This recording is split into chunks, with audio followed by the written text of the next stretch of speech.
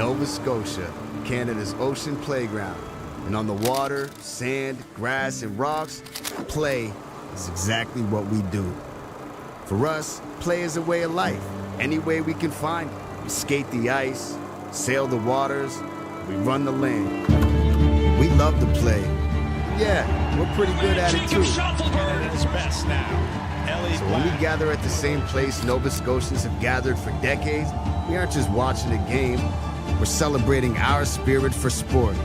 We are the Halifax Wanderers, playing on the rugged landscape that shapes us. This is our home, and this is our team. Let's go Wanderers.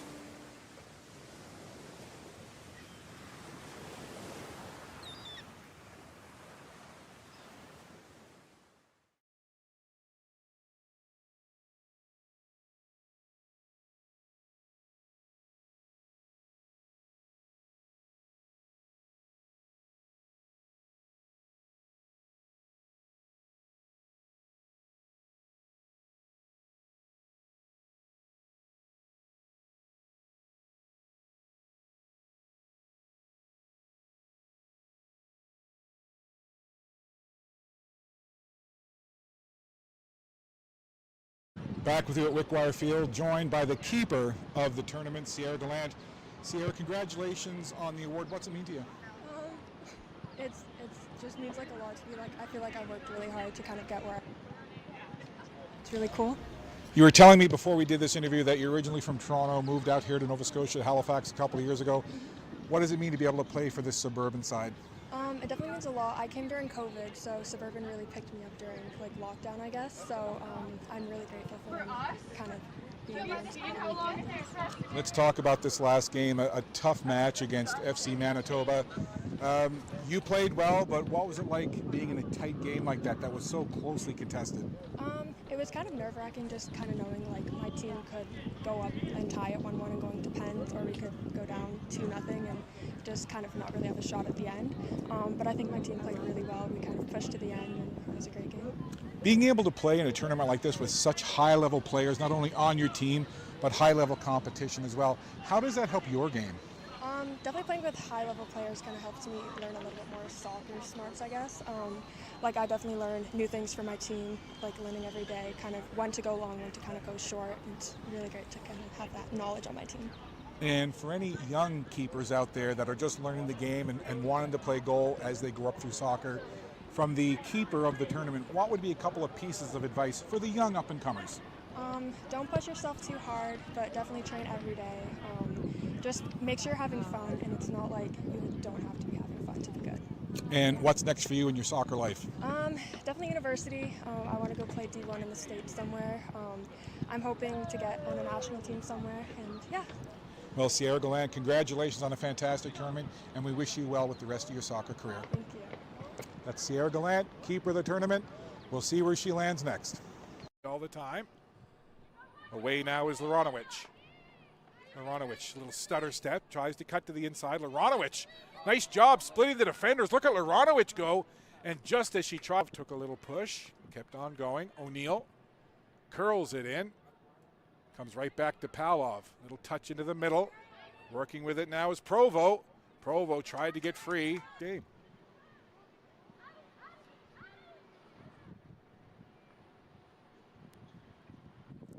Well struck. And right to the keeper, and Monroe, or excuse me, now for O'Neill, Anya O'Neill. Back to Pavlov once again. Pavlov lifts it ahead. Provo offside, and the suburban fans don't like it. Near side, looking to find an opening. Zakova, forward. Again, Provo into the area. Provo looking dangerous. Manitoba looking for an opening here. There's a through ball. They might have something cooking here. On the run and the dive there as Sierra.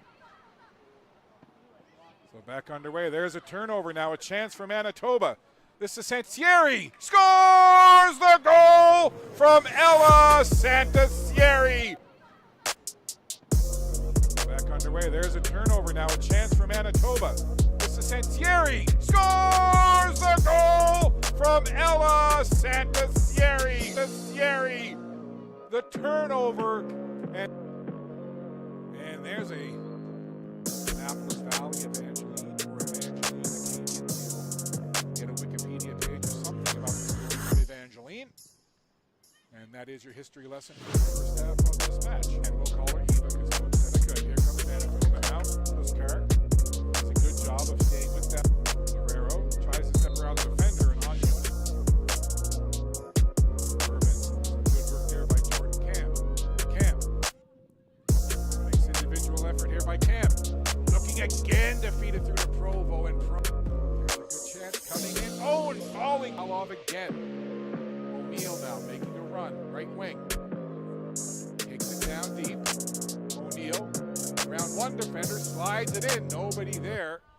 And it goes, sends it in, and takes a bounce into the waiting arms. Now, Manitoba on that ball. This is Johnston. Manitoba rolling back. And Provo turns. Provo takes it in. Well, Sierra Deland, congratulations on a fantastic tournament, and we wish you well with the rest of your soccer career. Sierra Deland, keeper of the tournament. We'll see where she lands next. Beautiful ball. Noah gets the ball, tries to play it. Both of them holding 50-50. Great defensive challenge and tackle from Noah. Beautiful ball. Noah gets the ball, tries to play it. Both of them holding 50-50. Great defensive challenge and tackle from Noah. Beautiful ball. Noah gets the ball, tries to play it. Both of them holding 50-50. Great defensive challenge and tackle from Noah. Noah saves it. It's still in. Noah puts it up to Nick Durham. Nick Durham gets pushed. Still has it. Jonathan. And the ref calls it. Noah saves it. It's still in. Noah puts it up to Nick Durham. Nick Durham gets pushed.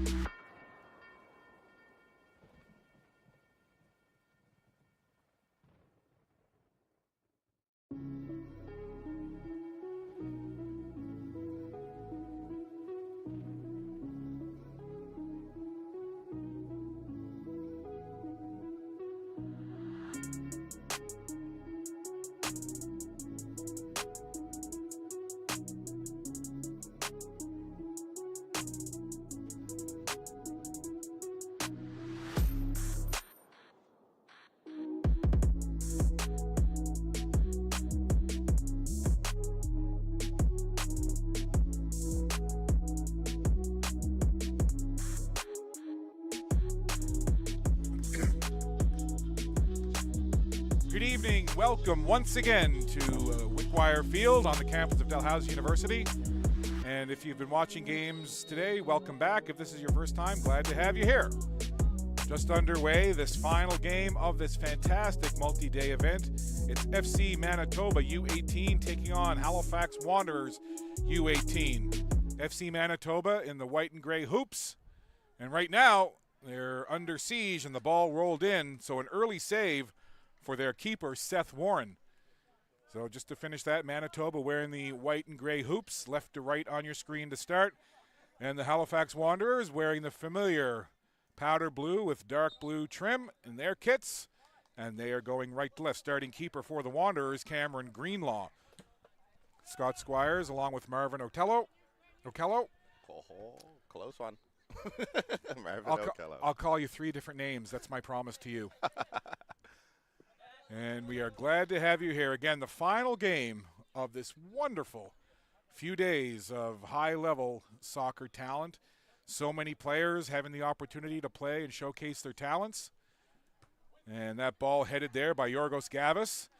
Yorgos, exciting news for Yorgos and his family, as just a couple of days ago signed a contract with the first team. So at 16 years of age, he signed with the Halifax Wanderers of the CPL. And I was talking to his dad, Eddie, just before the game. Eddie and I, 100 years ago, went to high school together. And I've jokingly called Eddie the football factory because he has a daughter who plays high-level elite soccer. Yeah. Called games for her a few months ago at the East Coast Elite Combine. She's going to be playing for Kings this upcoming season. And his boy Yorgos, his son, playing in this match and will be part of the Wanderers' first-team program. So I'm not sure what Eddie ate growing up, but he's become a maker of football players. And, of course, the mom has something to do with it as well. But I don't know the mom as well as I know Eddie, so I got to talk about Eddie. For sure. Now, and Yorgos gave a lot of credit to his dad when we asked him who was the coach that had the most influence in helping you get here. And I asked him initially, he said Eddie Gavis, my dad, of course. And when I asked for a second coach, he said, that's it, just Eddie. That's my guy. So, you know, Yorgos giving a lot of props to his dad for getting him to this first professional contract with his local team here, Halifax Wanderers. Yeah, what a great story. And Eddie telling me, I said, you know, where does this come from as we see the Wanderers chasing that ball down into the corner? And Eddie said, you know, I was coaching soccer for as long as I can remember. And he said Yorgos, when he was 2 years old, would come out, go to the practices with me, go to the games. And he said right from the age of 2, he was a sponge. So we're seeing the results of that and the fruits of that labor, if you will. But again, just a number of really good players here, but just kind of a neat story with Yorgos, and especially for myself, knowing his dad and having gone to high school with him many, many years ago. And the fact that just a couple of days ago, as you said, Marvin, what a cool story to be able to sign a pro contract with his hometown team. That's the storybook. Definitely. And Yorgos isn't just a great player. He really carries himself with class and charisma, and, you know, everyone around him is just really happy. And it also just, you know, the other guys, it shows that you can make it to that next level if you succeed. You know, he was with Whitecaps for a while, and hard work, determination, and a good head on his shoulders. So really proud of the kid. So FC Manitoba with the free kick here. Agon Hashani sets it. He wears the number 6 for this Manitoba squad. Head coach Enrique Garcia saying that, you know, for his team in the first 10 minutes or so, he wants to see a lot of confidence on the ball, and he wants to see them move the ball. But first and foremost, he said he really wants his side to soak up this experience playing against a team of the caliber of this Wanderers U18 side. Definitely, and as we see Oz Alsarafandi on the ball here.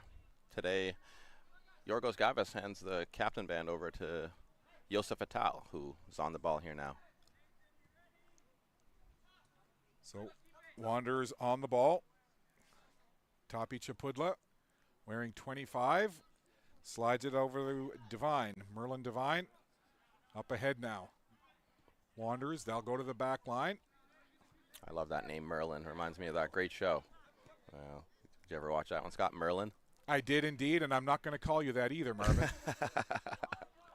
Although, word has it, you were a bit of a magician back in your playing days, so perhaps Merlin fits. I'm too young to be saying back in my playing days. I know. I'm still playing. But I appreciate that. I was thinking more of your my glory days. That's right. To quote the song, "Glory Days," they pass you by. No, definitely. And What are you, like 21? Black don't crack, but I am 34. 34? Can Yeah. you lend me your skincare secrets, please? Here's Gavis. No, I'm honestly though I'm very jealous of the opportunities that these guys have. You know, when I was in this age group, all we had was the provincial team, the Canada Games team, and NTC. But there was nothing like this to test ourselves against players across the country. So these guys are really blessed with opportunities to step up to the next level. They got the CPL here now, and the MLS and MLS Next as well, which is recently launched. So all sorts of opportunities for guys to play outside of just AUS soccer. Sliding it across is Yosef Fatal, as you mentioned, wearing the captain's armband. Now it's Divine. Working it ahead. Very calm on the ball are these Wanderers. They'll just go back to the keeper, Cameron Greenlaw. Greenlaw looks like a combination of the Sharpies that I used to use when I was in high school, the bright orange and the green. I was never a yellow Sharpie guy or the highlighters. I always liked the orange and the green. As a colorblind guy, I avoided all of them. Because I would see things certain ways, but then my teacher would be like, "What's going on here?" When I told you to make a lovely blue sky with green grass, that's not what I meant, Marvin. Chance here for Yorgos in the back post, but he's just unable to connect. But a lovely delivery from his teammate over there. Looks like it's because I would see things certain ways, but then my teacher would be like, "What's going on here?" So 6:43 off the clock in this opening half. I did confirm with the timekeepers, 40-minute halves in this one. That's good to know. Yeah, last match we were a bit confused with how long the match were between the FC Laval and BTB in a heated match with 7 red cards in the end. Yeah, that was quite a finish, and literally quite a finish with the penalty kick dramatic save to secure the victory for BTB with 90 minutes full time showing on the clock. Yep, and as we said, the ball doesn't lie. You know, the keeper saved it, and I think justice was served in the end. Sliding it back to the keeper there. Manitoba looks to regroup far side now for Ali Mustafa. Mustafa, long lead ball, tried to get it through, but it was intercepted smartly there by the Wanderers. Now they'll use a couple of quick touch passes to get control to the back line. Once again, setting there is Fatal. Over for Chipudla. Back to Fatal. Now the Wanderers with Divine. Up along the sideline, far side. Wanderers, again, good possession here, is using several passes just to keep control, try to set up. There's Divine one more time, taking it from Fatal. Now he'll turn it upfield. Divine sees an opportunity, puts it ahead there, tried to get it onto the foot of Bobby Burchell. And it's the Wanderers again, still with control. Now they'll reset again to the back line, but they've moved up a little further here in the pitch in terms of setting up from the back. Back line now for this Wanderers team close to midfield. There's a little touch up for Gavis. Yorgos Gavis tries to find an opening up through the middle. Nice touch pass. Trying to make some moves in there is Burchell. Feeds it back high at the top of the box. Burchell after it again. And then collides with the Manitoba player while the ball rolls out of play. So some good interaction there between Gavis and Burchell. I think they eventually call a foul on Burchell there against the defender. So it looks like it'll be Manitoba ball. So Manitoba with the free kick. Just in front of their keeper's 6-yard box. Little touch back there from Mateo Figueiredo. Gavis pursuing, side-to-side slide tackle, knocks the ball out. Much cleaner tackle that we saw earlier in the day. Well done there by Yorgos Gavis. Again, Manitoba trying to organize here. Crossing it into the middle, right onto the leg of Aus Al-Sarafundi. I checked with him to make sure I could say his last name, and he was very clear, telling me he was Alserafundi. And And I said, like, the Bay of Fundy. And I don't know if he knew what I was talking about, but he nodded yes. As I used the vague geographic reference. Yeah, and an interesting first name as well, Oz Alserafundi. Well, now that was interesting because the coaching staff telling me, and as a Newfoundlander, I appreciated this. He said it's Aus, like house, but you drop the H. So either way, it's the last name that I'm most concerned about. There you go. And Marvin, I got it. Alserafundi. Looks like we have an injury there. I didn't see what happened. Yeah, over behind the play. Looks like a Manitoba player, a little slow to get up, being tended to there. So I know that it was game day for the big club today, the Wanderers. Give us your 23.5-second breakdown, Marvin. Really, I don't get to see, to be honest, a lot of the match because I'm running around dealing with customer service and stuff. Right. My game day process is usually after I get home, I'll put the game back on Fubo TV and watch the full 90 minutes. So I only watched total probably 1 minute of the game. The score was 2-1, and in that 1 minute I did see a penalty shout that should have been given to the Wanderers. End up being not only not a penalty, but Massimo Ferrin was given a yellow card wrongly, admittedly, and ended up being a 2-1 loss for the Wanderers in a rough game. But I can't say much more than that because I only saw that 1 minute, unfortunately. Well, that's as much as that's about 27.5 seconds. Well done. And I believe that broke the streak of 6 home wins in a row for the Wanderers. Yep, unfortunately it did.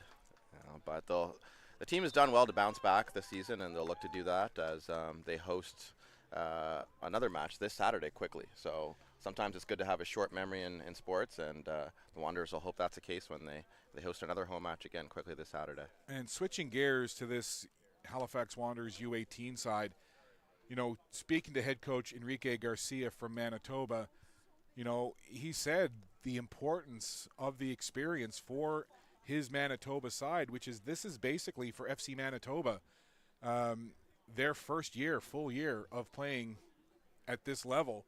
And he said, you know, when will we ever perhaps get a chance to play basically a CPL feeder team like this? He said, maybe it'll happen quickly, maybe it won't. So he said, it's really important for my side, my guys, to just soak up this experience and learn from every single thing that happens out there. Definitely. And I thought that was an interesting comment from the opposing coach. Definitely, no, and I mean, as you see, there's opportunities now for new markets to join the CPL. So FC Manitoba is one of those that I think they're hoping in the next, whether it's 3 to 6 years, to be one of those franchises that's able to be an expansion team. You know, we've already had Ottawa, who's joined recently, under the Atletico Madrid umbrella, so they are direct ownership there, so it's under the Atleti Ottawa name, and Windsor was awarded a franchise as well. I don't know when they'll be launched. Vancouver now joining this year, replacing FC Edmonton, who unfortunately had a fold. So I know the CPL has a goal of reaching 10 teams by 2025. So we have 8 teams currently, and hopefully FC Manitoba is one of those. Well, that would be wonderful to see as the Wanderers now, once again, Chapudla over for Gavis. Gavis, season opening, splits a couple of defenders. Tried to work around one of the Manitoba players. Couldn't quite get past. And now that one lofted high in the air. Kind of a backward spin to that one. Yeah, Lachlan Sylvester, when in doubt, kick it out. Demomeninsis with the ball. Looking for somewhere to go, waiting. Still not sure. Stutter step. Now the long throw in. Couple of players there. Comes down onto the feet of Hashani. Once again. Back to Demoninsis. And the keeper hammers it up. Gavis had it go off the side of his foot. Now it comes down to Lopez. Manitoba trying to work it up along the line now. Lopez stops there. Or excuse me, that was Devine. Gavis turns, takes a look, goes back to the captain Fatal. 0-0. Almost 15 minutes played in this opening half. Over on the far sideline there. Alserafundi had it for a second. Wanderers looking to go 4-0 in this Rising Tides tournament, as they started off with 3 wins and 3 clean sheets. So the back line doing well in the business, and the attackers also scoring 7 goals in 3 matches. They'll look to add to that tally today.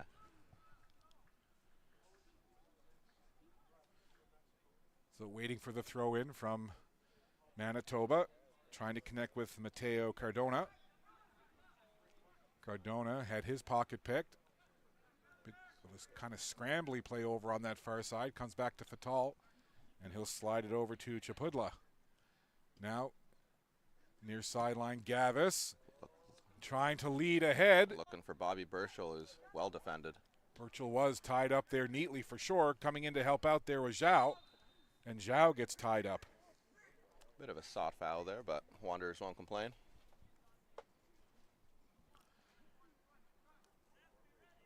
I know that there's a number of family, friends, and the like watching back home in Manitoba, in particular Winnipeg. This is part of the Winnipeg Academy program, the 1v1 Football Dreams Soccer Academy, to be specific. And interesting, in talking to head coach Enrique Garcia, he was saying that he's also the owner of that 1v1 Football Dreams Soccer Academy in Winnipeg. So a big shout out and a big hello from the coaching staff to all the fans and friends and family watching back in Manitoba, and particularly Winnipeg. And hello from us here on the broadcast team as well. Glad that you're tuned in, and hopefully you're enjoying these live stream broadcasts for Maritime Athletic Profiles. A couple of players get tangled up over on the far sideline, and it'll be Wanderers' ball. Definitely. I mean, Rising Tides also like to thank major sponsors, Golf Rehab, Dalhousie University, Atlantic Splash Adventures, and the Halifax Wanderers for helping provide this great tournament that we've been spoiled with over the last 5 days. And I'm super excited about all the sponsors, but in particular, because we've called these games and we're mentioning the sponsor, do we get free admission to the Atlantic Splash Park and get to go on some of like the water slides and stuff? I love it, Scott. Shoot your shot. I'm just gonna show up and go, hey, I'm here. And they're gonna look at me and go, who are you? And then I'll just play like about 5 minutes of the Maritime Athletic Profiles archive game and say, that's me. We mentioned you. Let us in. Always worth a shot. That ball ahead, and the flag goes up to indicate the offside.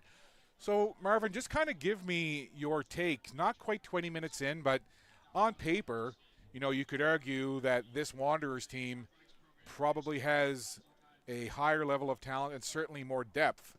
And for certainly for some of the things we've talked about in terms of the experience levels of both sides.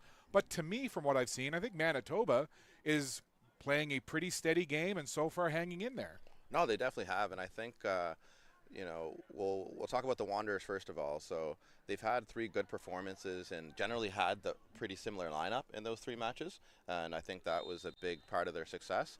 But in this match, you see a number of changes in the starting lineup. So Jima Majok, who started all 3 games in center back, is not there. Ben Hashimoto, who started up front all 3 games, is not there. In midfield, you had Yorgo starting with Isaac Van Wyten in all 3 games. Isaac Van Wyten's not there. He's replaced by number 11, Lachlan Sylvester. This is the first time we're seeing Vargas get a start. So a number of changes basically for this Wanderers team, which means that they don't have that same chemistry versus Manitoba. This team has pretty much been the same starting lineup all 3 of their first matches. So I think that is a big factor for these 2 teams. Interesting you mentioned Lockie Sylvester. He was a player that I saw for the first time several months ago at the East Coast Elite Combine out in East Hants. And it was a big moment for him at that time to be asked to be a part of that high-level, basically all-star showcase combine. And it's been really interesting and exciting to watch his development over the last several months to go where he is now, playing with this Wanderers side. Definitely. But with that being said, the Wanderers will look to grow into this game.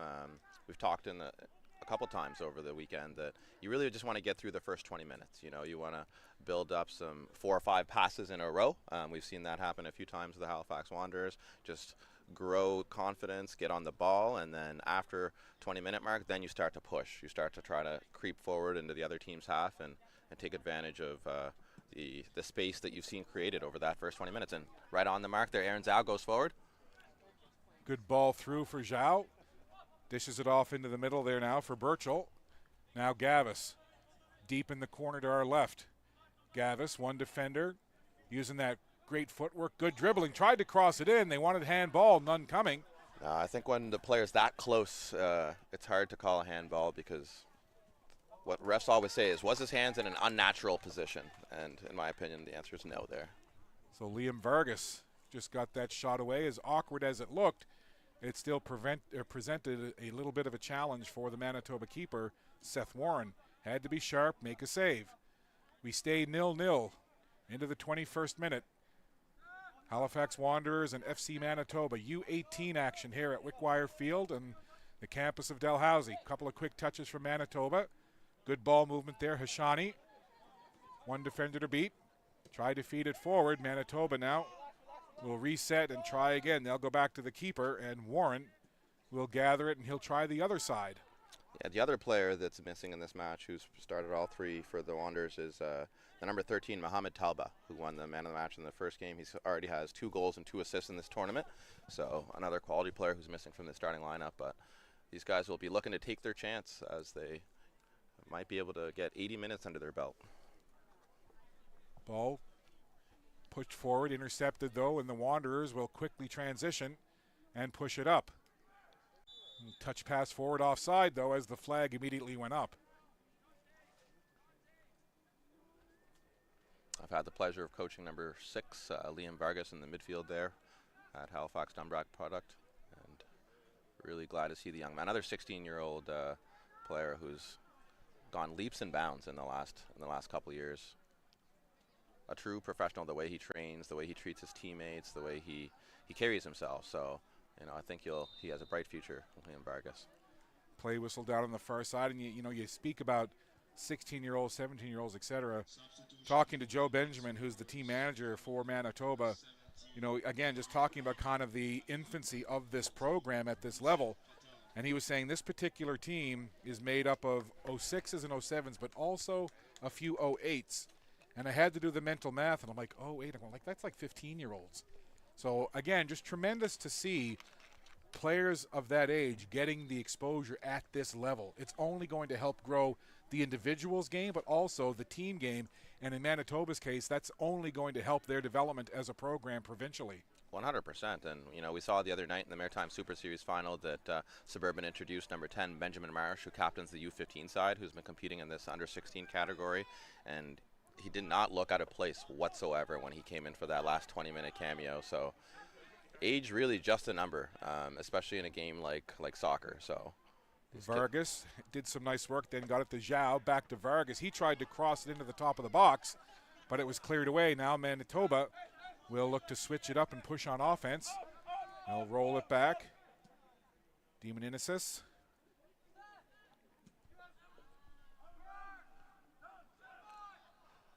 But Manitoba again trying to work forward. Halifax closes the space quickly. Good play there by Sylvester. It has been a very balanced first 23 minutes here. No side really getting any clear-cut chances so far. Little pressure there momentarily from Winnipeg, forcing the keeper, Greenlaw, to come out, make a play. Now Gavis, again, trying to use that footwork to get around the defender. Gavis gets back to it again. Little touch pass back to Chabudla. And they'll just go to the back line, wearing the captain's armband now. 17, Xavier Manning. Fatal out. Manning now in, wearing the captain's armband. Into the 24th minute, still no score. And really, I think, Marvin, there haven't been any kind of outstandingly noticeable offensive chances at this point. No, I think both teams happy to just get through the first 23 minutes unscathed, but they'll look to build on that as they take a few more risks and maybe start even getting a few shots from range just to test the keepers.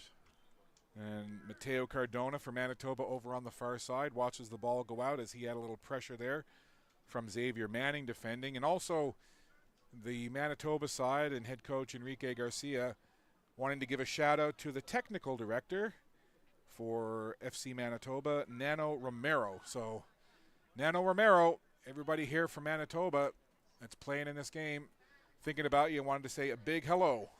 So hopefully you're watching and enjoying your Manitoba players doing their thing here in Halifax, Dartmouth. Yeah, the other factor, actually, now that we mentioned that we're on day 5 of this tournament, is fatigue. You know, in the first 3 days, I think a lot of the players were fresh, but after playing 4 games in 5 days, the players were definitely a little bit tired. It's been hot over the course of those 5 days, so not quite as fresh as they were on day one. Well, that's certainly a factor for sure. Not a bad evening here. Some cloud cover, kind of cool, but overall quite pleasant. And Manitoba with the throw in. Dimaminesis threw it in. He wears 22 for Manitoba. That bounces down at the feet of El Serafundi. Wanderers work it to the back line, chipped up there by Devine. Now the 7, Dante Molina. Had it momentarily. Manitoba trying to work it toward the middle. Little slide, tackle, half tackles, half pass for Manitoba. Some good possession time here for Manitoba. Playing a little keep away right now. Yeah. Seeing if they can break down that defense. There's a ball crossed in, top of the box. And Manitoba couldn't get a clean look as Dimaminesis tracks it back. Gets a little tug on the jersey from Gavis, but keeps going.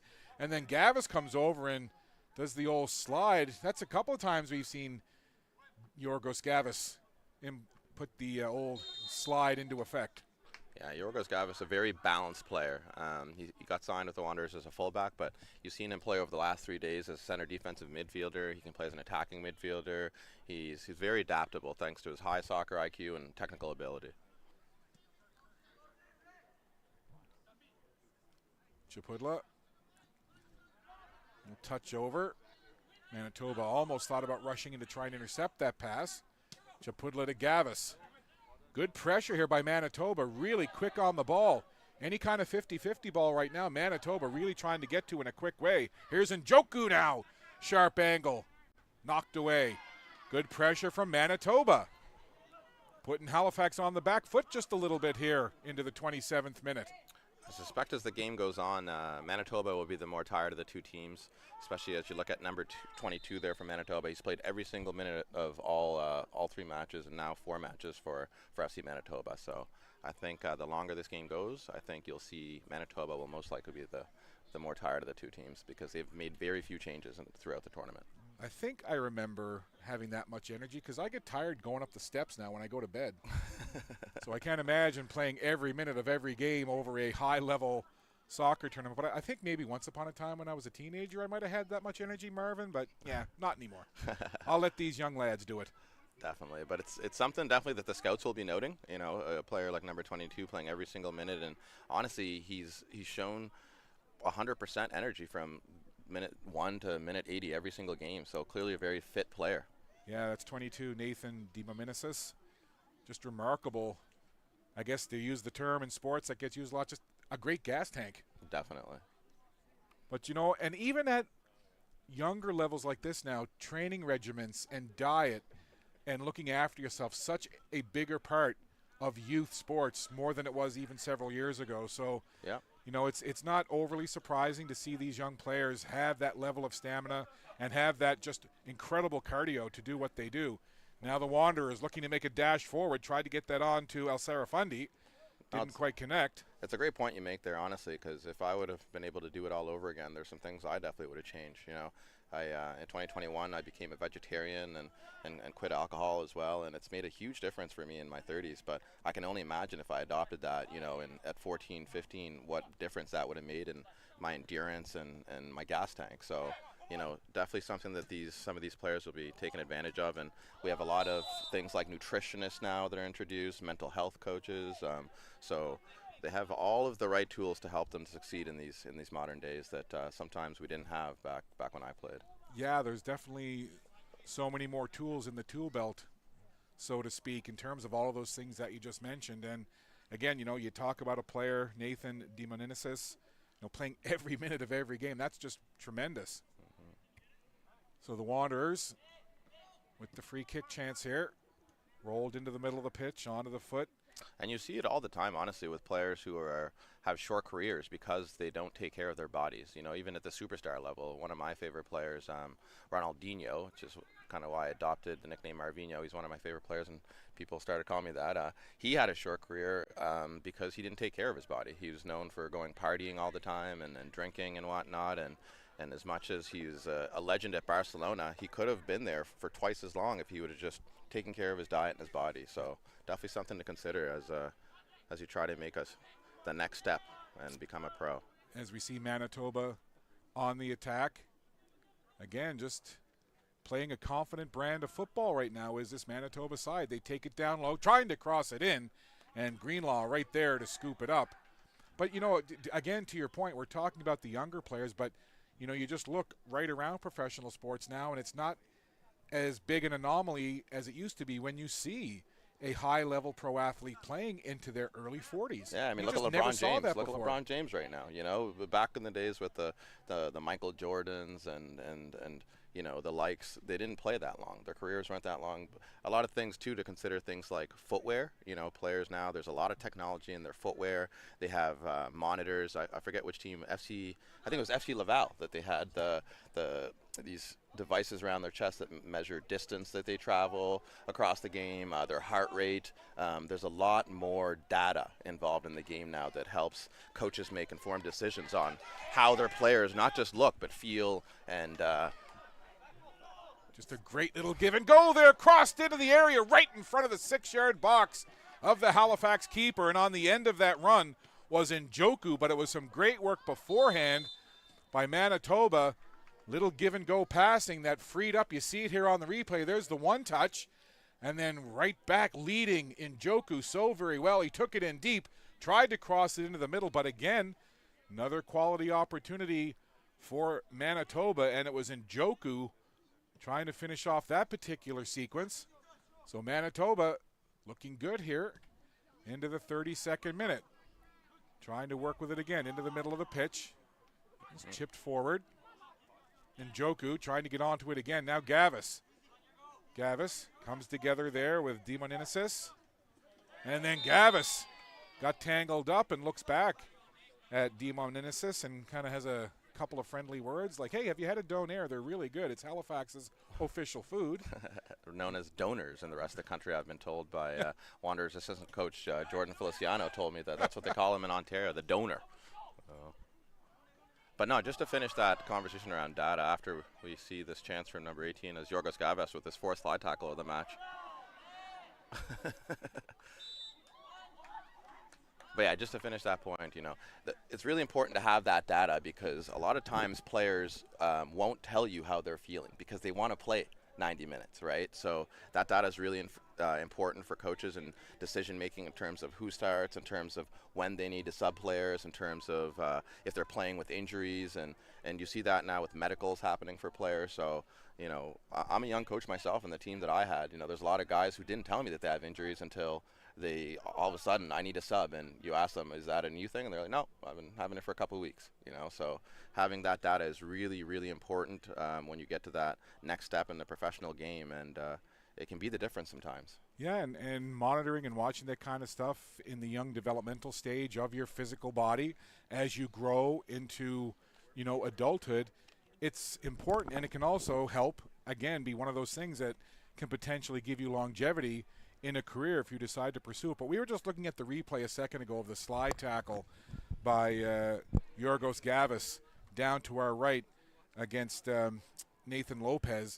And just the ability for Gavis, while he's on the ground, to actually squeeze the ball between his 2 feet and control it on the ground to keep it away from Lopez. I don't know if that's something you teach. No, but it's definitely not something you teach. But long distance shot and a goal! Liam Vargas, quality strike. How about that, Mervyn? I am very proud of the young man. Like I said, I've had the pleasure of coaching him this summer, and the moment he'll definitely never forget. And he breaks the deadlock for Halifax Wanderers in the 33rd minute. As said, they're starting to grow into the game. They've made a number of passes together and now starting to find that chemistry. And a great strike from Liam Vargas. Just quality. You see it there on the replay, just stepping into it, laser beam into the goal. No chance for the Manitoba keeper, Seth Warren. And Liam Vargas on the board, 34th minute. The Wanderers have broken the ice here. So after a fairly prolonged sequence of Manitoba kind of controlling the play and pressuring a little bit, just like that, the Wanderers turn it around, and the quality strike from Vargas. And it's the Wanderers up by 1. So now the Wanderers have the lead. First goal of the game. Back to Manning. Manning will just touch it up, and then right back there off the foot of Sylvester. Long ball downfield, and the keeper, interestingly, comes out and just heads it forward. Yeah, it's become a big part of the game these days, what's known as a sweeper keeper. Really playing high off the back line there and being able to clear danger like that. Could be another chance here now, as looking to break free was number 16, Al-Sarafundi. Now Chabutla over on the left wing. Dishes there for Al-Sarafundi. In a crowd, Al-Sarafundi trying to get around one defender, now 2.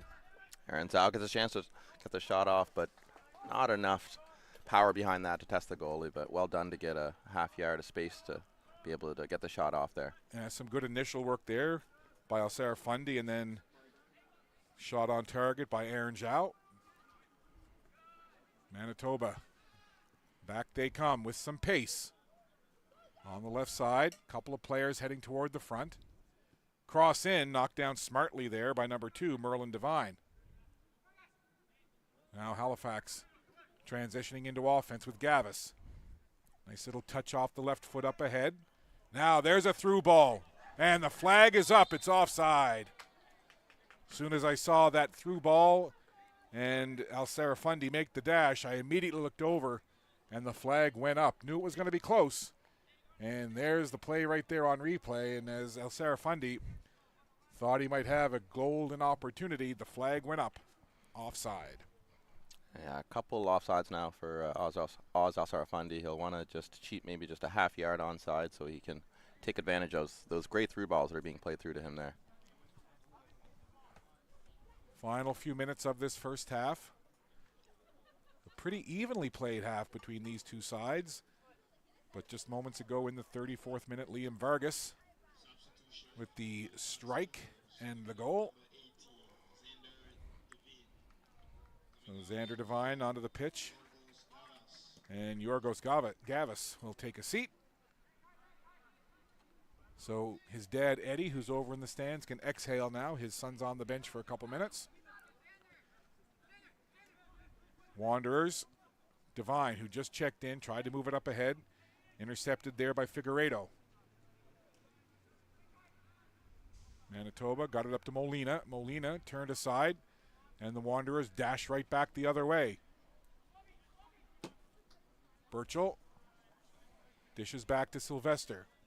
Sylvester turns and goes again into the back. Methodical setup here as the Wanderers just calmly play with that ball. Manning settles it at his feet, lofts it forward. Nice first touch there. So now, kind of a game of keep away taking place here. Wanderers up to the sideline. Al-Sarafundi Does better to stay onside there. Cheats just a yard onside to make sure that he's not caught offside again. Nice dash by Devine. Now, working with it, Al-Sarafundi. Again. Just had to go out of play. Coming over to help out was Ali Mustafa from Manitoba. Again, does well to stay onside 2 times. So he's starting to learn from his early mistakes there. See it on the replay here. A couple of nice moves. Getting it up. Just a nice sequence there, and then the ball pushed out of play as Mustafa came back to help out defensively for Manitoba. But it does result in a corner kick now for the Wanderers to the corner flag just to our left.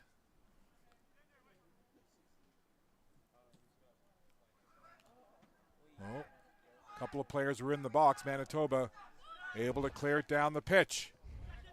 Trying to head it forward and make a break was Njoku. Couldn't get it to work for him. Now Xander Devine. Well done there by Xavier Manning to stop the chance there. Al-Sarafundi again thought he might have a chance. close to the end of this opening half. 1-0 for Wanderers U18. Final game of this multi-day event. It's been tremendous to be able to be here and to live stream all of these games, bringing to you from the fantastic broadcast team of Maritime Athletic Profiles. I'd like to give a quick shout out to the football operations VP, Matt Fegan, for really doing a great job of developing this next step for the Wanderers and the U18 team. I know that there's goals to eventually have a U16 team and so forth, but you never want to do too much too quickly. You want to grow in a manner that's sustainable, and this U18 team showing that Matt Fegan's done a great job in doing it in the right way. So this team looks to get their 4th win in a row, and a lot of talent on display here, and they're well supported with Jed Davies being added to the coaching staff and Lewis Page from PI here. So a big shout out to Matt Fegan. So we've reached halftime, 10-minute half in front of us. We'll step aside, take a break. We'll bring you second half action in just a little while. So after 40 minutes of play, Halifax Wanderers U18, on the strength of the Liam Vargas goal, they lead it 1-0 over Manitoba. Second half action in 9 minutes and 40 seconds. We'll be back.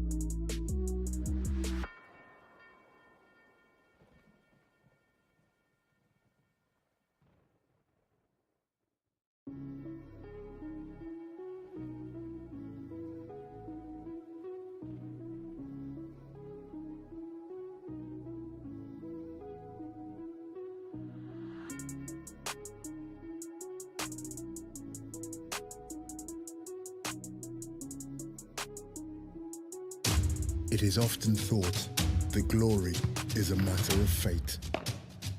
But the truth is, no one was born a hero. It's an everyday journey. There are no shortcuts, no perfect scenarios, no days off. Things won't always go the way you expect. Sometimes you may ask yourself, why me? Why now? But overcoming challenges is part of the game too. It doesn't matter how strong your rival is or how hard the game gets. Doesn't matter if all eyes are on you or if nobody's watching. And if you're forced to improvise, show everyone there are no limits to what you can do. In that moment, nothing else matters. Your time is now. When passion runs through you, become your own hero.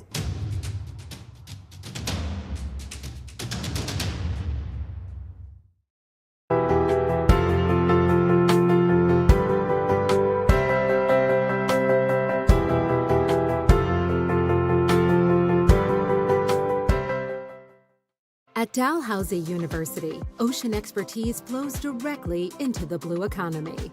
We're advancing clean tech and digital solutions and shaping tomorrow's workforce.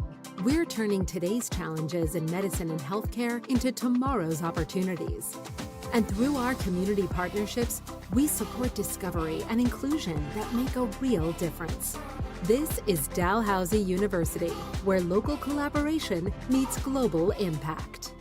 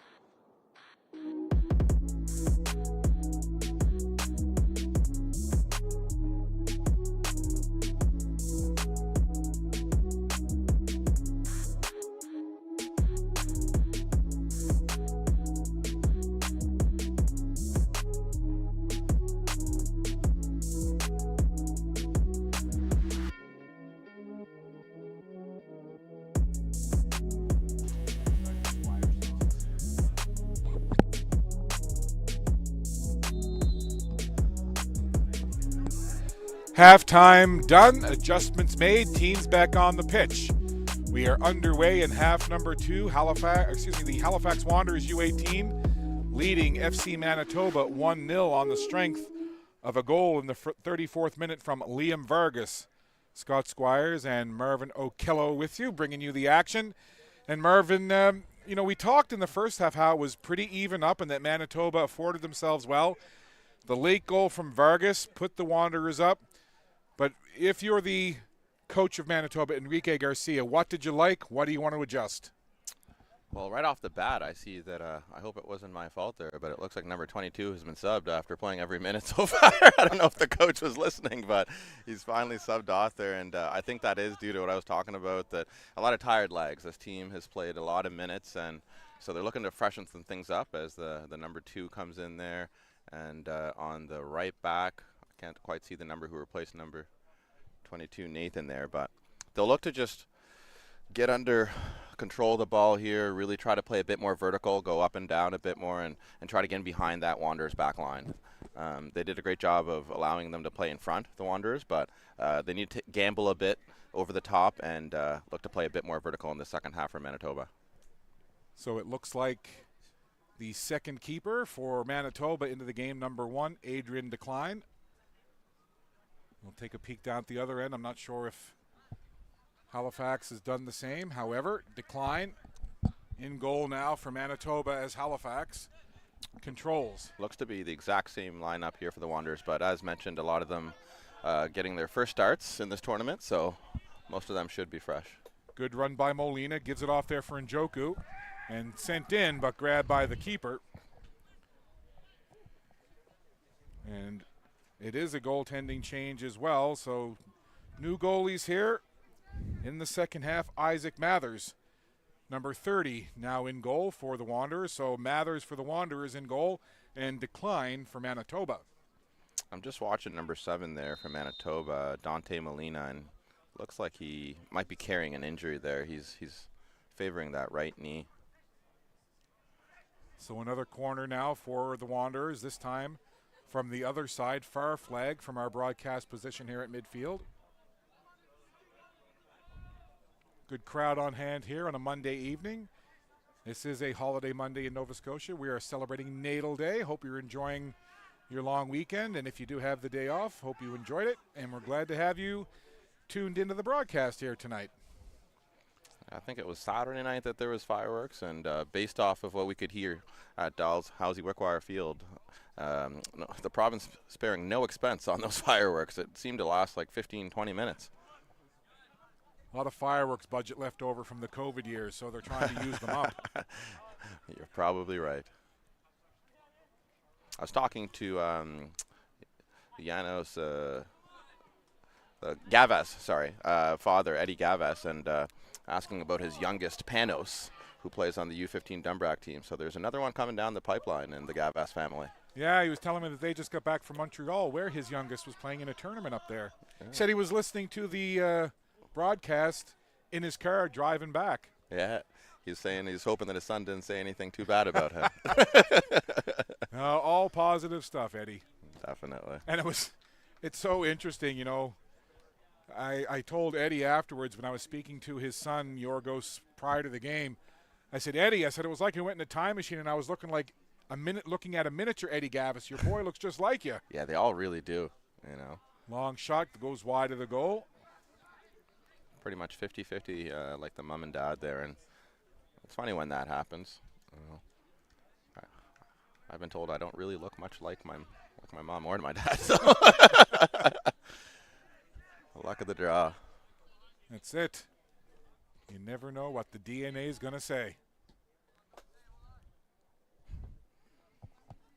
Merlin Devine there looking to keep the ball for Halifax Wanderers, who are in no rush. Happy to just swing side to side. And Manitoba are the ones who are going to have to chase the game as they trail 1-0 to this Halifax Wanderers in this final match of the 2023 Rising Tides tournament. Good run here now from Bobby Burchell. Burchell putting on the Jets, trying to get around the defender, Oda. And a good play there by Manitoba. And we just saw number 2, Alvaro Oda. Nice to see that he's moved up in the world. No longer John Doe, which was what he was listed in the game sheet the other day. And we were kind of joking beforehand with the team manager from Manitoba, Joe Benjamin. So John Doe, he's given up his secret identity. He's now actually himself, Alvaro Oda.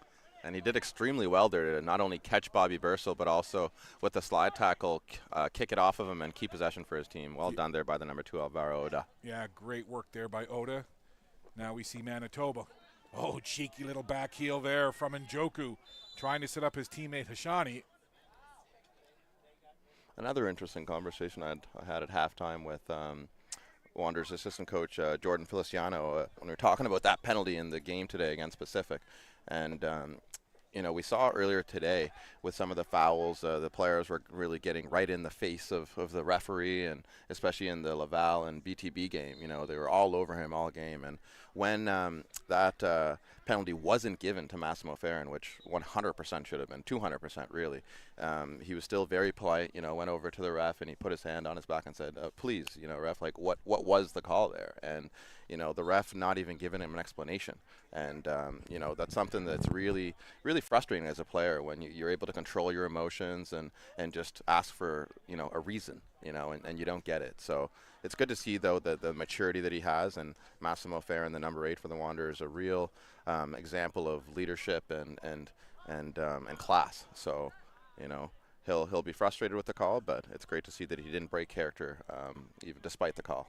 Yeah, interesting, because we were talking about something similar the other day in terms of communication when I was referencing how one of the things I really enjoy about doing play-by-play for rugby is the fact that the referee, the head official, is typically mic'd up. You can hear the commentary, and it's very conversational. You will quite often see the head official having conversations with the players on the field, explaining certain things. Yeah, and that's where I think in the earlier matchup, unfortunately, they didn't have that dialogue with the referee, and he wasn't offering that feedback. And I think with these younger ages especially, it's really important that they get an explanation and they're told, okay, this is what you did wrong, this is what you could have done a little bit better. So there's no confusion, there's no gray area, you know. And important when you're officiating matches that you give that feedback, and, you know, knowing that even as a ref, you're not perfect, you know. I called it based on what I saw, you know, this led to this. So I like to see that from referees, and so far this this match has been well reffed. It has indeed, and just there's a kind of an interesting scoop kick from the Manitoba keeper to clear the ball away. Wanderers in on it quickly. This could be a chance now. Well done by Bobby Burchell around the keeper. Burchell, nice move, dishes it off. There's a shot, and the keeper flying out there. I don't know if a defender in front of him got it or if that actually got to the keeper. Decline, but Decline came out there to challenge. Would love to see that on the replay if we get a stoppage here. Again, I don't know. He was bailed out by a defender there. Okay, so it was a defender that had hit, but that was just anxious moments as Halifax quickly went on the attack. Now Manitoba right back the other way with pace, but then the Wanderers turn it right back, and that was all started again by number 20, Bobby Burchell, with some good work. Definitely, no. As a center back, you always taught that, if you get in a position where a defender or an attacker gets in front of you and is able to round the keeper, you always want to drop back into your net, and well defended there.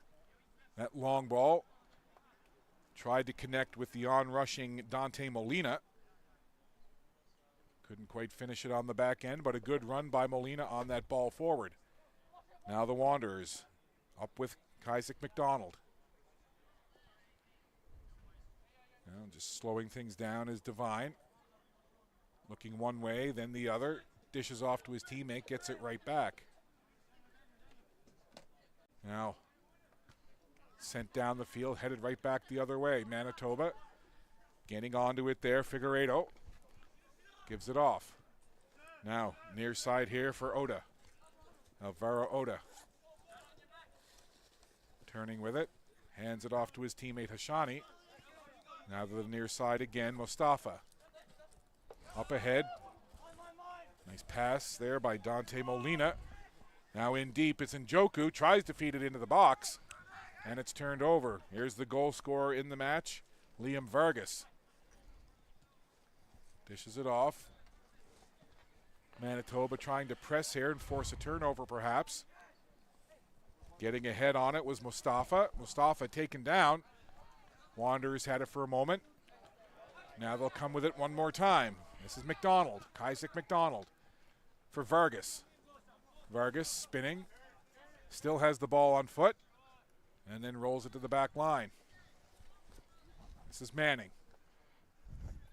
Far side now, Chapudla. Up along the sideline, Devine catches up to it. Good 1v1 battle far side of the field, and it's going to be Manitoba ball. And as mentioned, a lot of these Manitoba players have played many minutes, and we're starting to see the subs come in. Here's that last sequence I was talking about, and it was indeed the defender trying to get a number on it there. I think it may have been number 7, Dante Molina, but regardless, spot on the money there, Marvin, as it was the defender that bailed out his keeper on that very strong strike. So good defensive play from Manitoba. Great job by producer Clark to call up that replay and flash it up on the screen. Manitoba again. Hashani works it forward. Trying to work his way through a crowd. There is Oda getting some help. Manitoba players all over the pitch right now trying to get something positive. That ball was sent skyward, headed forward. Manitoba on it quickly with Mustafa. He tumbles to the turf and back the other way. With numbers, here's Burchell. Burchell trying to get an opening, goes deep, takes the shot. Oh, he had it labeled far post and just flashed it wide. He did. I would have liked to see him take it a couple touches earlier when he had the whole net to shoot at. Once he took the touch a bit to the right, the angle was much narrower there. So good attempt by him in the end, but would have been better off taking the shot just a couple touches earlier. So a great opportunity. We'll see it again here. There's Burchell, great angle from the side and just labeling it on the angle. So goalie puts it back in play for Manitoba. We remain 1-0 into the 52nd minute. Manitoba working deep. Skids off the top of a Manitoba defender. And now the Wanderers again. Vargas pushes it back to Devine. Field lights on here now at Wickwire Field. As the sun sets, the sky gets a little darker, those field lights will take a little more effect. Devine into the middle for Vargas. sent forward, headed there by McDonald, and a crowd converging on the ball, and it's the keeper Decline who comes out. Oh, no, it's still, I would thought it was one. It's still Seth Warren in there, so I'll correct myself on that one. I thought I saw a 1 on the back of the keeper's jersey. I guess the 0 just got squished together at one point. It looked like a 1, Marvin, but it is still Seth Warren in goal for Manitoba. Good catch there, Scott. Now, flag is up on that far side, and it will be Wanderers' ball.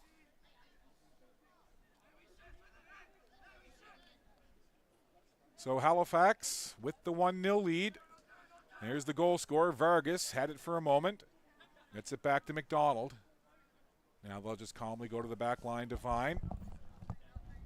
Back to the keeper. Mathers stops it there and gets it to McLaughlin. Or excuse me, Lachlan Sylvester. One thing I'd like to see happen as we see soccer continue to grow in the province is have a bit more soccer-specific facilities. You know, as a player, it's very frustrating when you're playing on a field that has football lines on it.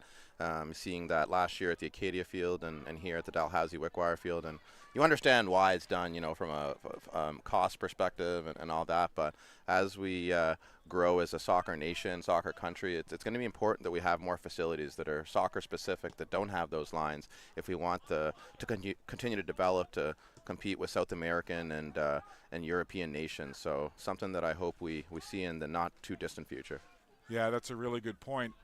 I had conversations several months ago with a couple of Canada Games coaches who were coaching basketball teams, and they were kind of saying very similar that, you know, it's really difficult to get any kind of gym time or basketball specific facility.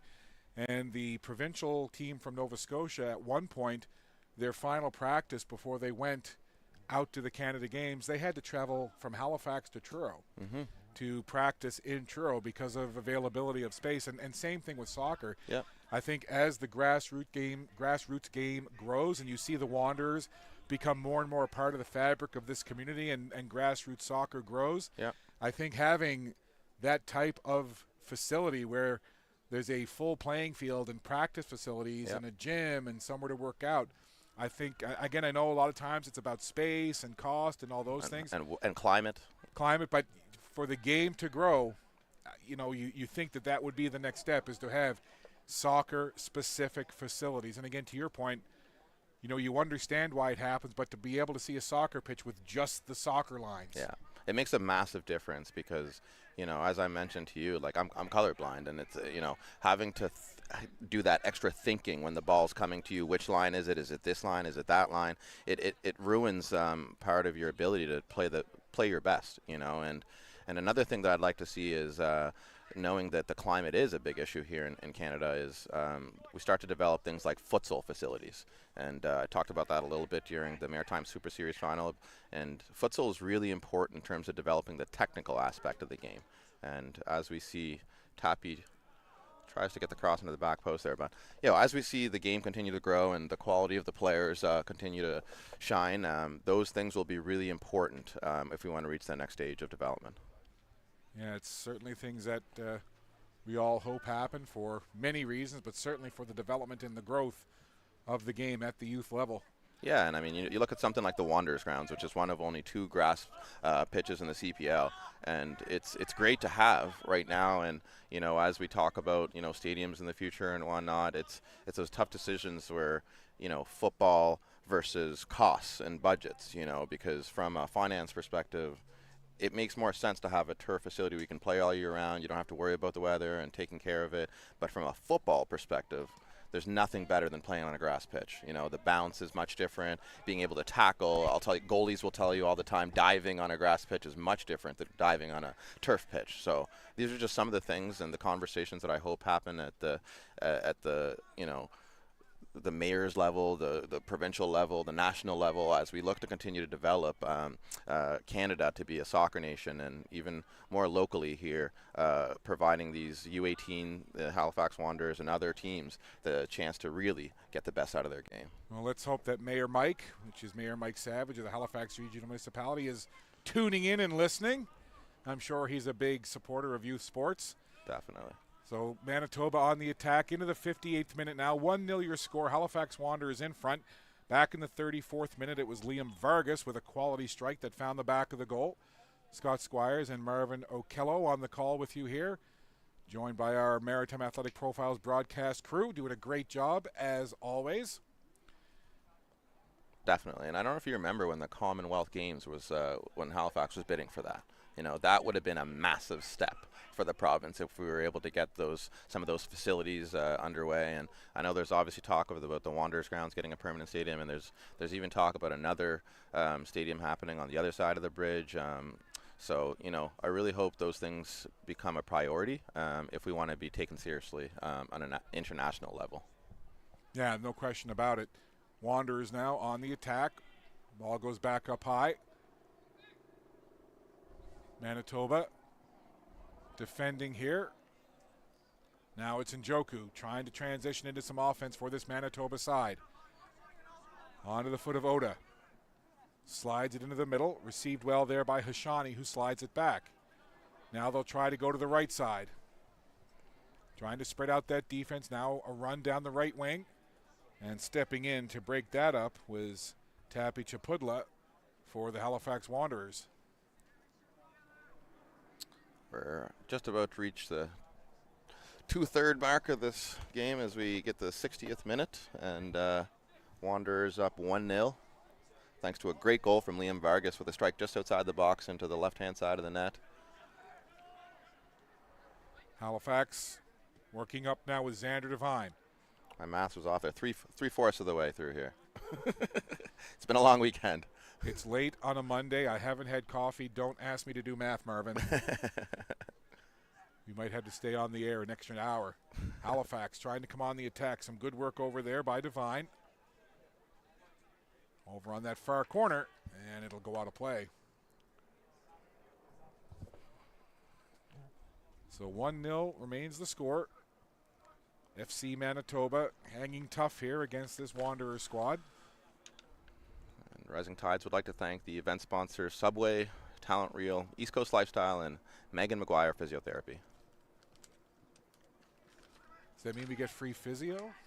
I could use it. I'm trying to get us free passes to the splash park, the water park, and physio treatment. I actually took my nieces recently to the splash place there. It's an incredible facility they have there. You know, I wasn't able to partake myself because I got a hamstring injury, but the kids really love it. I highly recommend it if you get a chance to go there before September 4th when they close for the season. Ball roll back to the keeper for the Wanderers. Isaac Mathers. Now they'll try the other side. Devine, he'll just calmly roll it back. Wanderers clinging to that 1-goal advantage. Oda chipped it forward. Turdun had it for a moment. Wyatt Turdun wears number 24 for Manitoba. He's out there now. It's great to see some of the other local players here coming to support their teammates here who are on the under-18 Wanderers team. I see a couple of the players that I coach here, Nicholas Fakuri and Yanni Saloom. And we got Ibra there. Great to see the boys coming out and support their friend Yorgos Gavas. Some substitutions coming here now for the Wanderers. Into the 62nd minute.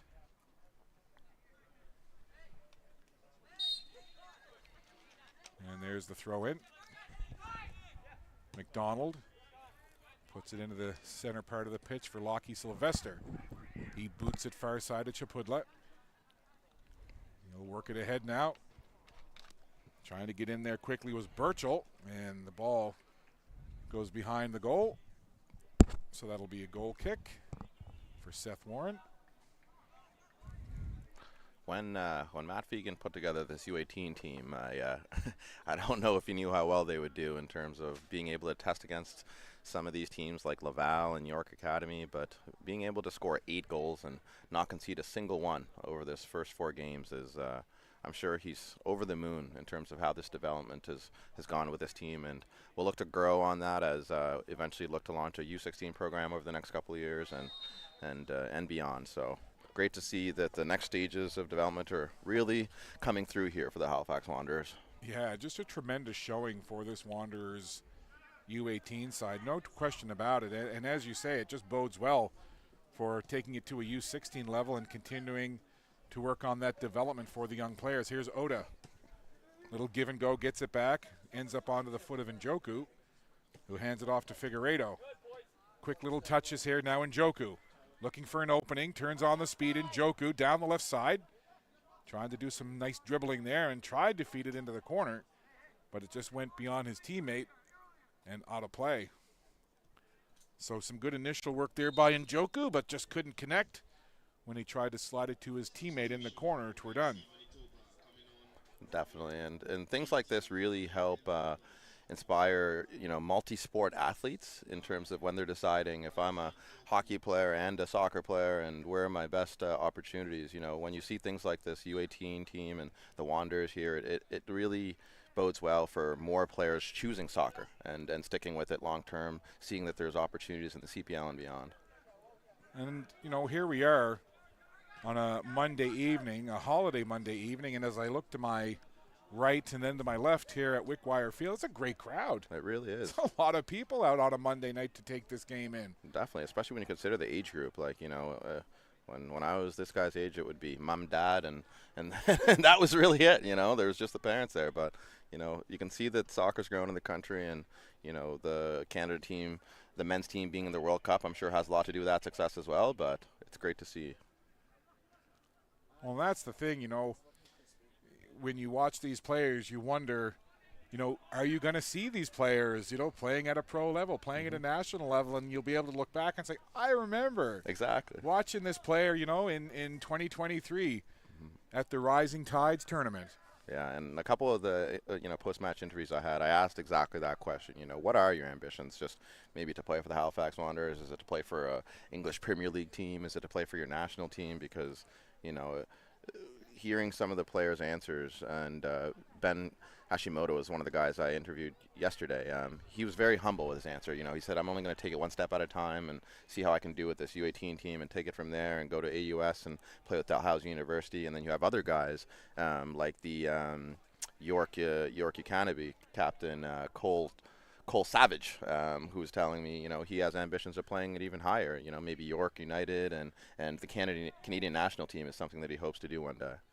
It's interesting you mention about, being humble, and that's kind of a common theme I've always found with, young athletes is they're just so mild and humble in the best way. And I think of young 14-year-old Ben Marsh, who is the captain of the Suburban FC U15 side, but got a chance to play with the more senior club the other night, and he played really well, and we interviewed him afterwards. And I half jokingly said to him, I said, are you going to kind of, brag a little bit about this as we see Burchell with a chance and a save? Great kick save by the keeper there. And Bobby Burchell learned from his first chance that he had. He took it early, went for that far post, but great kick save there from the keeper. Seth Warren flashing out that leg. Tremendous kick save by the keeper. Big moment there. Circle that save in your program, friends. That could be a huge, huge save if Manitoba can come back and equalize here. You go down 2-0 at that point, and that just might be cruise control for the Wanderers for the remainder of the game. But that massive save keeps it 1-0. Yeah, great save. Great three ball, and well done by Bobby Burchell to look for that far post. But hopefully producer Clark can rack that one up. Next stoppage if possible. But yeah, just 10-bell save right there for Seth Warren. Now Manitoba. Can they get a little lift from that huge save? Oda into the middle. Hashani rolls it back there for Campbell. Now they'll go far side, try to work it up the right wing. Good run here. Trying to feed it through, but the Wanderers take it, and now Lockie Sylvester. The rangy player, number 11 in blue, Lockie Sylvester, worked it forward. And now it'll go out of play. But just to go back and, well, we'll see that hopefully. There it is. Now check this out. This is a dandy, one of the best saves of the games that I've seen here. Burchell in, makes the run, dashes right, back left. Kick save, beauty. Great job, producer Clark. Thanks for racking that up. But just to finish the thought, I asked Ben Marsh, I said, you're going to kind of, use this as a little bit of bragging rights over the next little bit with your friends and stuff? And he looked at me and said, no, got to stay humble. Yeah. Here's a chance, open, goalie out of position. And that's easy pickings right there for Ben Hashimoto, the young man that you were just referencing moments ago. Yeah, he's done well there to round the keeper and put that into the empty net, probably one of the easiest goals he scored. I think that's the second of the tournament there for number 9, Ben Hashimoto, as he looks to come and play at the Dalhousie Wickwire Field a bit more this season. He joins the Dalhousie men's soccer team this season. So big grin for Ben Hashimoto, and we'll see it on the replay. Lovely ball through. Keeper committed, tried the bit of a slide tackle there, and Hashimoto calmly stepped around the keeper. Warren gambled. Sometimes you got to make those gambles. Seth Warren, the keeper from Manitoba, did, and Hashimoto able to sidestep the slide tackle attempt from the keeper and tuck it in the yawning cage, or the yawning goal. And it's 2-0. That's a big one right there. We talked about the huge save a few minutes ago off of the chance from Bobby Burchell with the big save from Seth Warren. But he gambled there, and Hashimoto got the better of him. Hashimoto on the ball again. He just scored. Now it's Sylvester. Into the 69th minute now, almost the 70th minute in this match. Back to Sylvester. Little more comfortable now if you're a Halifax Wanderer. 2-goal lead. Feels a little bit better in the late stages than a 1-goal lead. Here's Burchell again. Coming in. Tried to take it wide, and it went out of play. And just to go back to something we were talking about a few minutes ago with the turf field versus natural grass, I do play-by-play for the Dal AC Rams men's and women's soccer program. And they play at the Langella Athletic Center on a grass field. And anytime I interview or talk to the coaches of visiting teams prior to the game who play on artificial surfaces, they can't even tell you how excited their players are to come and play on a natural grass surface, mainly because of the way the ball bounces, but the slide tackles. It's just so much easier and so much easier to do and easier on the body. Oh, I got 2 legs full of turf burns that'll prove your point there. It's unbelievable the difference between grass and turf. And year 1 for the Halifax Wanderers, we had this one player who came from South America. His name is Guti, and he came from Peru, where all the pitches are grass. And I didn't actually even really think about it in as much depth until he told me how hard of a transition it was for him to now have to read the bounce differently. The pace of the ball was different. You know, he was less willing to slide tackle because he's now feeling the effects of the burns, and it completely changed his game. And you know, he was only here for that one season because ultimately he wasn't able to adapt and went back to South America, where he was really able to get the best out of his game playing on grass. And if we want to attract more players from South America, you know, from Europe, that's another reason why we need more real grass pitches here in Canada. Yeah, and there's been some great advances with artificial turf, or field turf, as a lot of teams refer to it as now, but still, it's an artificial surface, and it doesn't feel the same as, again, in looking for something there are the Wanderers. They continue to apply pressure here with the 2-goal lead. So Manitoba, a little bit of a bigger hill to ascend now as they trail by 2. As Gabe Raphael, the second half substitute, connects with the other substitute, Mohamed Talba, who's unable to give the ball back to him there. Manitoba brings it up now on the offense. Sent diagonally by Figueiredo. Figueiredo just watched it go by him, and the Wanderers come again. This is Burchell. He's played well for Halifax today, number 20, Bobby Burchell.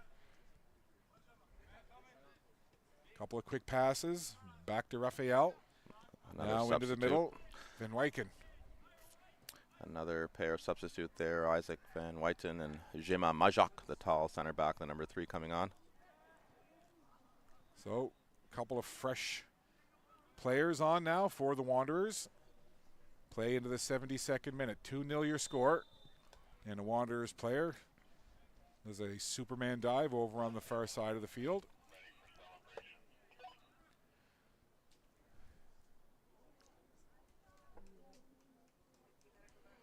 We enter the last 8 minutes of the match here as the very fit number 22 there from Manitoba looks to get back in. replaces John Doe. I mean, Mr. Alvaro Oda.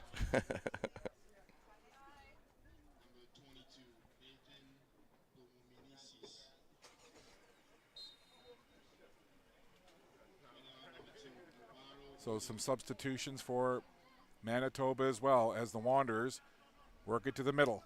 Onto the foot of Hashimoto. He scored just a few minutes ago to make it 2-0 for the Wanderers.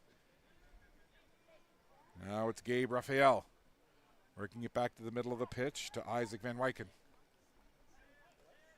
Halifax content to possess the ball, keep it away from Manitoba. This is Vargas. Vargas opened the scoring in this game. Gets it back there to Majok. Pass over. With it was Manning. Devine had it for a moment. Back to Manning. Now up to the far side. Manitoba intercepted that for just a second, but the Wanderers come right back. Trying to work with the ball there momentarily was Vargas. But it ends up with a Wanderer again as Devine had it at his feet. And Devine back on it again. Everywhere on the field is number 18 right now, Xander Devine. But into the 73rd, 74th minute. Time winding down now. Manitoba having a hard time mustering any kind of thrust forward on the offensive side. The Wanderers content just to use their touch passing, control the ball, keep possession, keep it in the Manitoba side of the pitch, and just not give Manitoba any kind of opportunity at all to put something on the board here. Here's Vargas.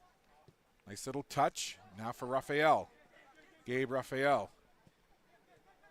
Splits the defenders with the pass. Gets it back on the little give and go. Raphael has it down deep. He'll turn away from the defender. Dimo Minisis watching closely. He's 22. Good job defensively there. And the ball cleared back just a little bit. Vargas gets to it and passes it to the rangy Majok. Majok gets it back. Tall player for this Wanderer squad is number 3. as he rarely gives the ball away there, Jim Majok with the left foot. Usually a very tidy player in possession.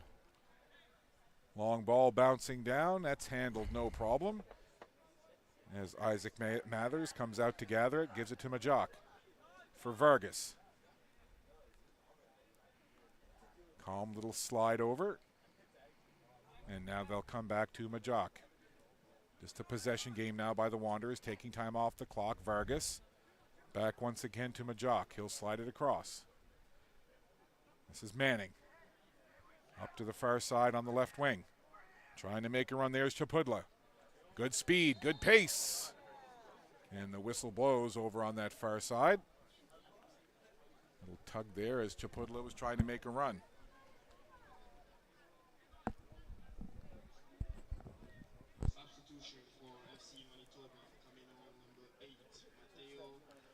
So a substitution for Manitoba. Figueiredo back into the game. Number 8, number 6, Agon Hashani subs out. So 8 Figueiredo in, 6 Hashani out for this Manitoba squad, who trails by 2 in the late stages of this game. Ball down right along that goal line, and it's going to go out, and it's going to be a goal kick for Manitoba.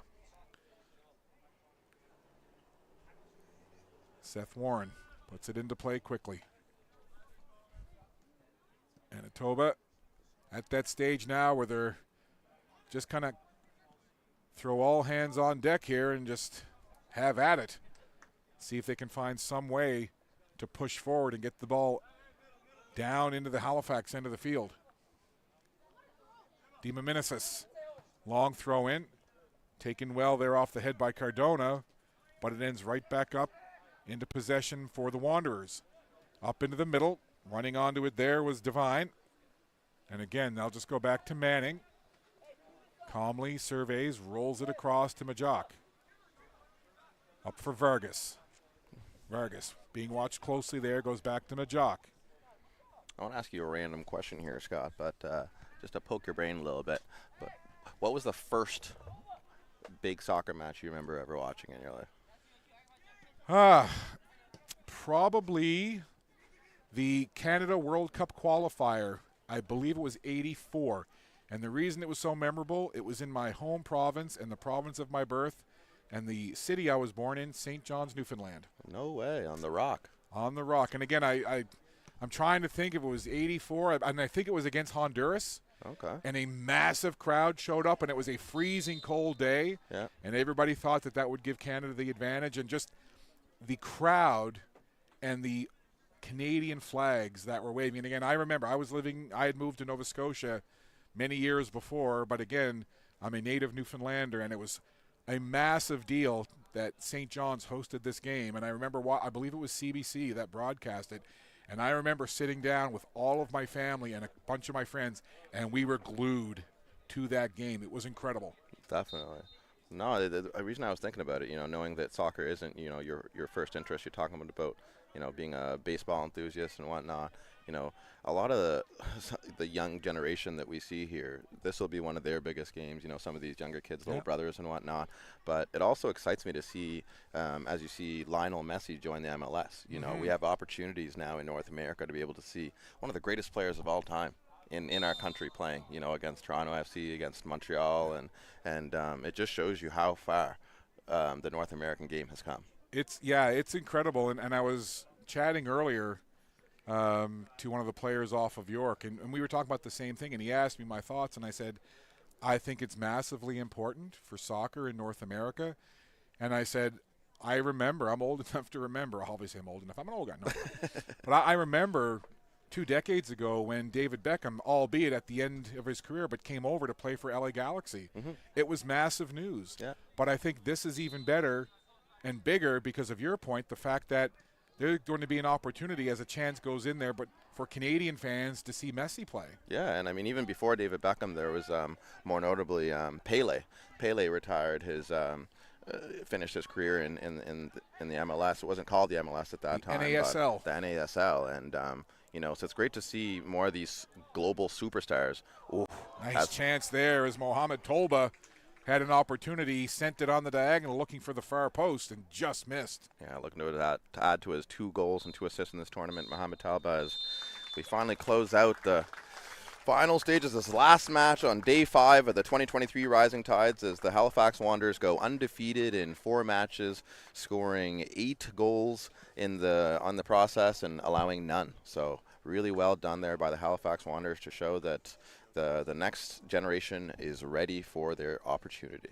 Yeah, clean sheets all the way around for the Wanderers, and also worth mentioning that regardless of the outcome of this game, because of their record and the goal differential, the Halifax Wanderers were already the champions of this division, and we're going to be getting the banner anyway. So, and actually 9 goals they scored, now that I think about it, but well done.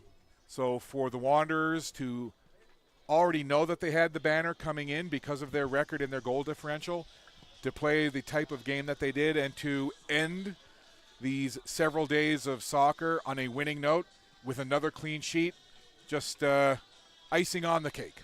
Definitely. Head coach Judd Davies from the Halifax Wanderer and Lewis Page and Jan Michael Williams as well there will be very thrilled with this U18 team, and as mentioned there, Matt Fegan, who's really the brains behind the whole operation with this under-18s, is definitely going to be very happy with seeing what the next stages of the development here locally look like, as the Wanderers really put on a show for this home crowd over the last 5 days. And once again, we'd like to thank the Maritime Athletic Profiles crew here for putting on an unbelievable production and making our jobs really easy, and really looking forward to the next edition of the Canada Youth Cup, or the 2023 Rising Tides Cup next year here. Who knows where it'll be hosted, but one thing I know is that the soccer is just going to get better and better each year, and I'm hoping that we're a part of it next year, Scott. Hopefully our contracts will be renewed.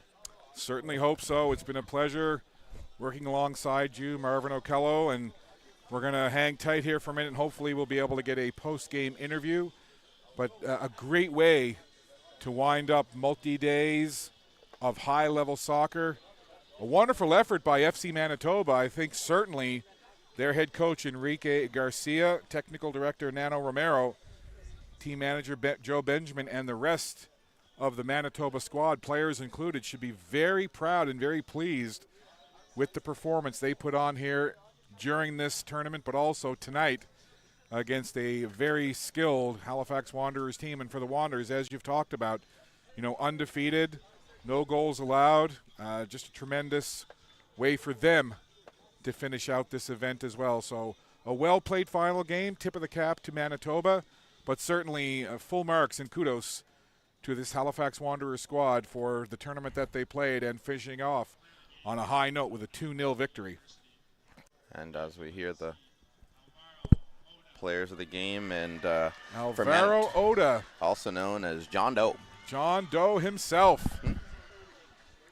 Yeah. And he's back-to-back man of the matches for the number 2 from FC Manitoba there. Bobby Burchell, man of the match for the Wanderers, and he played extremely well. No doubt about it. Stay tuned for an interview with the Wanderers man of the match, Bobby Burchell.